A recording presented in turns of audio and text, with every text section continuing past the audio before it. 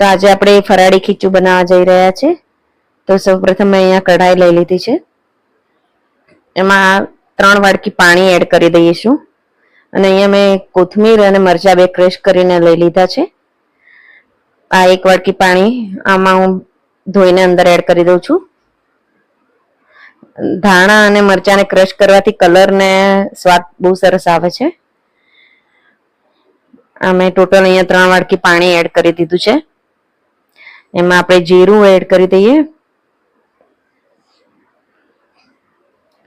મીઠું સ્વાદ પ્રમાણે, અને પાણીને આપણે સારી રીતે ઉકળવા દઈશું અને 2 ચમચી જેટલું તેલ પણ અંદર એડ કરી દઈશું। આપણે પાણી બરાબર ઉકળી ગયું છે। 3 વાડકી પાણી લીધું છે આપણે, એટલે 1 વાડકી આપણે આમાં લોટ એડ કરીશું।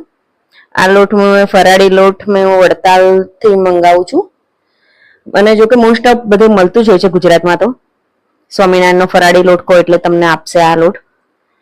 એમાં એડ કરી દઈશું અને સારી રીતે આપણે વેલણથી મિક્સ કરી દઈશું અને ગેસ એકદમ ધીમો કરી દો, કાં તો બંધ કરી દેજો, નહીંતર ગઠ્ઠા પડી જશે એટલા માટે।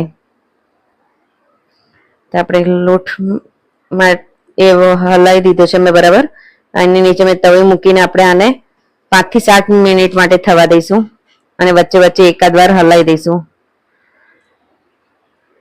તો દર વખતે એકાદશી તો કરતા જ હોઈએ છે બધા 11 ને એવું, તો રોજ રોજ શું દર વખતે એકાદશીમાં શું ખાવું, એટલે આ વખતે આ મેં ખીચું બનાવ્યું છે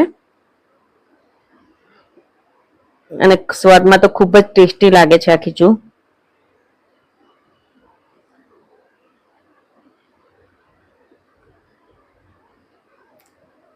તો તૈયાર થઈ ગયું છે આપણું ખીચું।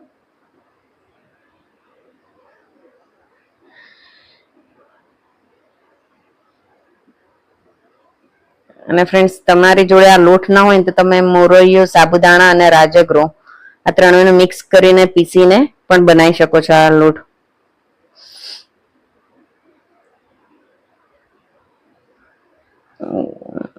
એમાં છેલ્લે આપણે તેલ એડ કરી દઈએ અને હું અહીંયા લાલ મરચું પાવડર એડ કરું છું। અમે ખાઈએ છીએ લાલ મરચું 11માં।